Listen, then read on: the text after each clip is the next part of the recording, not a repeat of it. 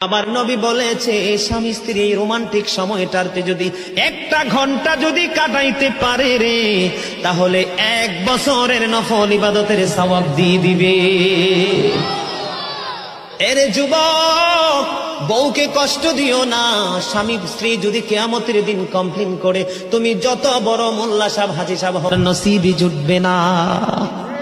আমি আমার মা আমার বোনদেরকে বলতে চাই, কখনো স্বামীর কলিজায় আঘাত দিও না, কারণ স্বামীর কলিজায় আঘাত দিলে তোমার জীবনে জান্নাত জুটবে না।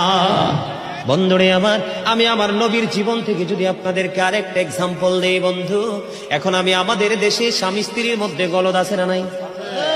বর্তমান সমাজের যুবক যুবতী, নববধূ নবদম্পতি যারা স্বামী স্ত্রী, তাদের মধ্যে ম্যাক্সিমামই কলহ আছে না নাই?